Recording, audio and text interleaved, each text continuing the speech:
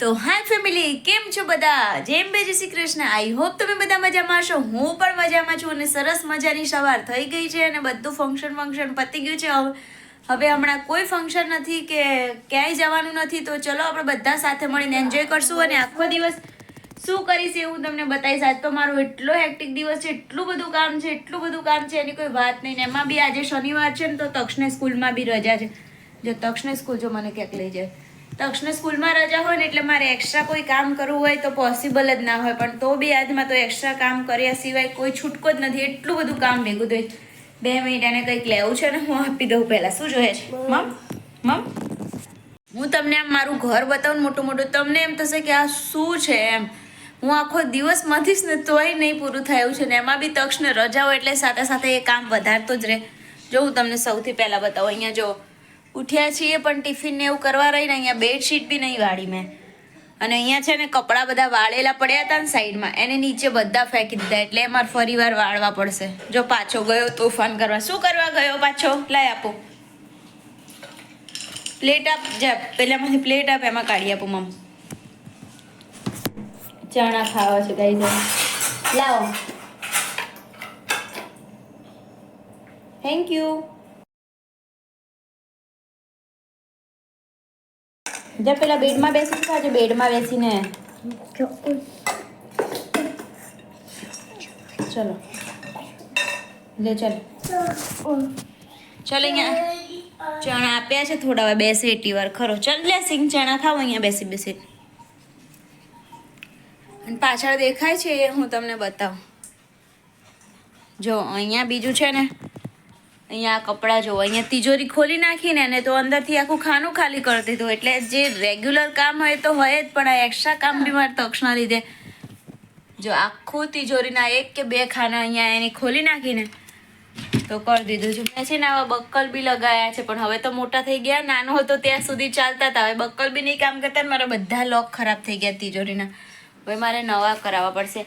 અહીંયા ચેરમાં છે ને ધોયેલા કપડાં પડ્યા હતા ને, કાલે રાત્રે લેટ થઈ ગયું હતું, બધું પતાવતા વાળવાના બાકી હતા, તો એ ધોયેલા કપડાં જો નીચે ફેંકી દીધા. અહીંયા હિંચકો બીચકો બી ફેંકી દીધો હતો.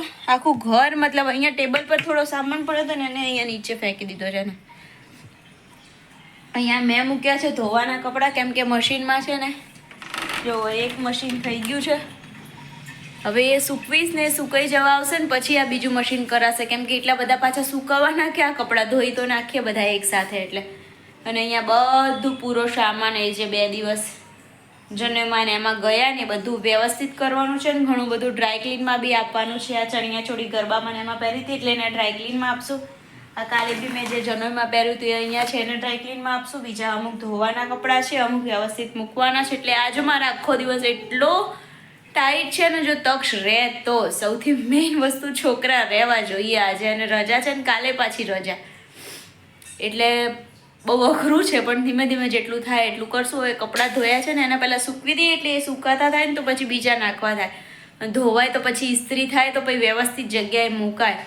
એટલે બહુ જ બધું કામ છે ને. મેં કેવું છે ખબર છે, તમે કદાચ મારા પહેલાંના વિડીયો જોયા હોય કે નહીં મને બહુ આઈડિયા નથી, પણ મેં પહેલાં છે ને બધા નવા કપડાં જો મેરેજ હતા મારા દિયરના, તો નવા કપડાં બધા બહાર લઈને મૂકું ને શોપિંગ કરેલા, તો મારો તક્ષ છે ને તો કંઈ રહેવા જ ના દે સરખું, બધું તોડમ ફોડ કરી નાખે કપડાને. એટલે મેં તિજોરીમાં હવે એટલા મોટા કપડાં મૂકવાની, આપણે રેગ્યુલર બધું મૂકતા હોય એટલે જગ્યા ના હોય, તો હું જે રેગ્યુલર પહેરતી હતી ને નાઇટ ડ્રેસ ને ઘરમાં કપડાં ને બધું, એ બધું મેં બેડમાં ભરી નાખ્યું હતું અને તિજોરી ખાલી કરી હતી નવા કપડાં મૂકવા માટે. હવે બેડમાં જે ભર્યું છે ને હવે રેગ્યુલર કપડાં પહેરવા જવું એટલે હવે પાછા એ બધા બહાર કાઢવા પડશે મારે. એટલે એ બધું બી કામ છે. પણ હવે આ જે મેરેજનું જે નવું કામ છે ને પૂરું થાય ને તો પાછું એ બી કરવું પડશે. એટલે બહુ જ આમ ટાઈટ શિડ્યુલ હોય છે. સાથે સાથે તમારા બધા માટે હું ટાઈમ કાઢીને બ્લોગ બનાવવાનો હોય, મારે બ્લોગ એડિટ કરવાનો હોય, એટલે એ બી મારે કરવું પડે. કાલ તો રાત્રે એડિટ કરતાં જ સૂઈ ગઈ, પછી તોય પાછી ઉઠીને એડિટ પૂરો બાકી હતો ને એને કરતાં મને 3 વાગ્યા હતા રાત્રે, કેમ કે અમે બહાર ગયા હતા ને તો ત્યાંથી આવતા જ અમને 12 સાડા 12 થયા. પછી હું 1 વાગતા એડિટ કરવા બેઠી, તો એકવાર તો ફોન હાથમાં લઈને બ્લૂટૂથ લગાવીને એડિટ કરતી હતી. તક્ષને અવાજ ના આવે ને સૂઈ જવું હોય તો સૂઈ જાય એના માટે, તો બ્લૂટૂથ કાનમાં હું સૂઈ ગઈ. પારસ આયા બી ખરા, એમને મારો ફોન લીધો ને એટલે હું ઉઠી ગઈ. પાછી ઉઠીને પાછી બેસી ગઈ એડિટ કરવા. મેં કીધું સવાર મૂકવો પડશે તો અપલોડ કરવા માં ખાલી અપલોડ પર ક્લિક કરવાનું બાકી હતી ને પાછી સૂઈ ગઈ, ખબર જ નહીં. તો સવાર 8 વાગે હમણાં હું વિડીયો અપલોડ કરું છું, પણ રહી જ ગયું. પછી ઉઠીને જોયું એટલે તરત તો ફોનથી કરતા હોય ને એટલે નેટ બી એટલું સ્પીડમાં ના આવતું હોય તો વાર લાગતી હોય છે. એટલે પછી મારે છે ને 10 વાગે મૂકવો પડે વિડીયો. એટલે ક્યારેક ક્યારેક એવું થઈ જાય છે, ઊંઘ બી આવી જતી હોય ને બધું. એટલે હું બહુ મહેનત કરું છું તમારા બધાના માટે. એટલે પ્લીઝ મને સપોર્ટ કરજો આવી રીતે. ચાલો ત્યારે મળીએ. હવે આજે કામવાળા અંકલ 11 વાગે આવે છે. મેં તમને કીધું હતું એમ કચરા પોતાને વાસણ કરવા, પણ હજુ આવ્યા નથી. હવે એમને એક ફોન કરી લો, એ નથી આવવા નાખશું નહીં ત્યારે મારું પાછું એક્સ્ટ્રા કામ વધી જશે. ચાલો ત્યારે પહેલાં એ પતાવી દઈએ.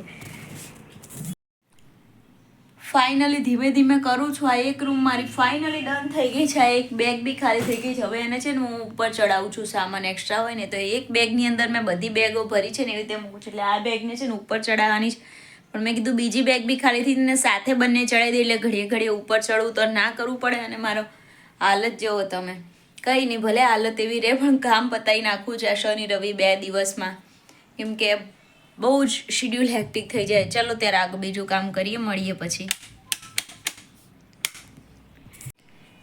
ગાઈઝ આ જે મારું કામ હતું ને, સોફા બધા આખા ભરેલા હતા ને, એ મારું ક્લીન થઈ ગયું છે. મેં કરી દીધું છે ક્લીન.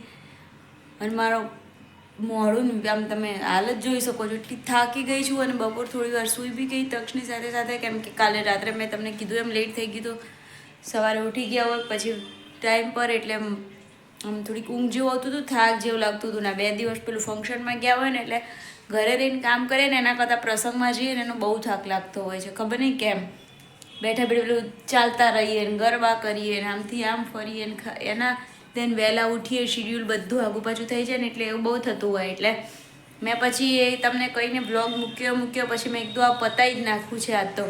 અને વાગી ગયા છે જો, મારે એક તો છે ને એની નીચે લાઇટ નીચે છે ને ટ્રાન્સપરન્ટ વોચ છે ને તો તમને દેખાતું જ નથી જ્યારે હું કહું ત્યારે. 7:30 વાગ્યા છે સાંજના. આ બધું પત્યું છે ને હવે છે ને આપણે 5-1 મિનિટ મેં કીધું લાવો ચલો બ્લોગ લઈ લઉં તમારા માટે, થોડી ઘણી તમારી સાથે વાતો કરી દઉં અને પછી પાછું આપણે લાગી જઈશું રસોઈ કરવા માટે. રસોઈમાં છે ને ભરેલા રીંગણનું શાક અને જુવાર અને બાજરીની મિક્સ કરીને રોટલી બનાવવાનો પ્લાન છે. બહુ દિવસથી ઘઉં ખા કર્યા છે ને તો આજે થોડું ચેન્જ લાગે અને એના માટે એટલે હવે આપણે બનાવી નાખીએ મસ્ત મજાનું ભરેલા રીંગણનું શાક અને રોટલી, પણ એ પણ જુવાર અને બાજરીની. તો ચલો ફટાફટથી રસોઈ કરી નાખીએ. તમે બધા જુવાર બાજરીની રોટલી બનાવો છો કે નહીં કોમેન્ટ કરજો મને. તમે કદાચ ના બનાવતા હોય ને તમારે રેસીપી જોઈતી હોય તોય કોમેન્ટ કરજો. હું પૂરી રેસીપી તમને આપીશ કે જુવાર અને બાજરીની રોટલી કેવી રીતે બનાવવાની મિક્સ કરીને લોટ બંનેની. તો ચલો ત્યારે હવે આપણે પહોંચી જઈએ કિચનમાં. આ બધું પતી ગયું છે, સરખું એકદમ પ્રોપર નથી કર્યું કેમ કે એમાં પછી થોડું ઘણું જે ડસ્ટ ને હોય ને નીચે આવી જાય, પછી પાછું મારે કચરો વાળવો પડે. અત્યારે ટાઈમ છે નહીં કચરો ને એવું વાળવાનો. એ સવારે હવે છે ને ઉઠીએ ને પછી જ્યારે ડસ્ટિંગ કરું ને ત્યારે સાથે જ કરી નાખીશ એને. એટલે મારે સવાર પહેલાં અંકલ આવે ને એટલે એની સાથે કચરા પોતામાં જતું રહે નહીં તો અત્યારે પાછું એ કામ એક્સ્ટ્રા થઈ જશે એટલા માટે. ચલો ત્યારે તમને મારો બ્લોગ કેવો લાગે છે એ કોમેન્ટ કરતા જાઓ. અને બહુ જ બધા લોકો મારા વિડીયો જોવે પણ સબસ્ક્રાઈબ નથી કરતા. ગાઈઝ એવું કેમ કરો છો? વિડીયો જોવો તો પ્લીઝ સબસ્ક્રાઈબ કરી દો, એક લાઇક કરી દો. અને હા, વિડીયો ગમતો હોય તો સબસ્ક્રાઈબની સાથે બેલ આઇકન પણ પ્રેસ કરી દેજો, એટલે જ્યારે મારો વિડીયો આવે ને તમને નોટિફિકેશન આવી જાય ને ફટાફટથી તમે મારો વિડીયો જોઈ શકો. ચલો ત્યારે એન્જોય કરીએ. હવે મળીએ પાછા થોડી વારમાં. મારે છે ને ટામેટાની ચટણી બનાવી હતી ને એટલે મેં અહીંયા ટામેટા બાફવા માટે મૂકી દીધા છે. અને અહીંયા રીંગણનું ભરેલા શાક બનાવવા માટે અહીંયા બેસન શેકી લીધું છે. થોડું ઠંડુ થાય ને એટલે આગળની પ્રોસેસ કરશું. અને આ ટામેટાની ચટણીની રેસીપી તમારે જોતી હોય ને તો મને કોમેન્ટ કરી દેજો, એટલે હું તમને ડિટેલમાં ચટણીની રેસીપી આપીશ. એના માટે મેં જે ડુંગળી ડુંગળી ને લસણ એવું ઝીણું સમારવાનું હોય ને એ પણ મેં સમારીને રાખ્યું છે. જો તમારે ટામેટાની ચટણી કેવી રીતે બનાવી એ જોઈએ ને તો એની બી કોમેન્ટ કરજો, એની બી હું રેસીપી જરૂરથી આપીશ. અહીંયા મારી ટામેટાની ચટણી બને છે, આ મારું શાક અને આ લોટ પણ બંધાઈ ગયો છે મારો જુવાર બાજરીવાળો. હવે કરી નાખીએ ફટાફટ રોટલી અને પછી જમી લઈએ. જો અહીંયા મેં રોટલી બનાવવાનું ચાલુ કરી દીધું છે. આ મેં વણી લીધી છે જુવાર બાજરીની રોટલી. જો હું આટલું ટેક્સચર રાખતી હોઉં છું શાક સાથે ખાવાની મજા આવે એટલે. હવે ચલો ચડવી લઈએ. જો આવી સરસ મજાની રોટલી બને, જોઈ તમે આ ફૂલી વિખરી મસ્ત લાગે ખાવામાં પણ. the next day. ચલો ત્યારે આજનો હું તમને એક સુવિચાર આપી દઉં. જે સુવિચારનો ટ્રેન્ડ ચાલી રહ્યો છે ને એને આપણે બી કન્ટિન્યુ કરીએ, કેમ કે અમુક લોકોને ગમ્યા છે તો આપણે કન્ટિન્યુ કરીએ છીએ. પણ હા, હું એટલી બધી સુવિચારમાં પ્રોય નથી કે મને એટલું બધું સરસ આવડતું નથી. મારાથી જેટલું આવડે છે ને હું ટ્રાય કરું છું સ્પેશિયલી તમારા લોકો માટે.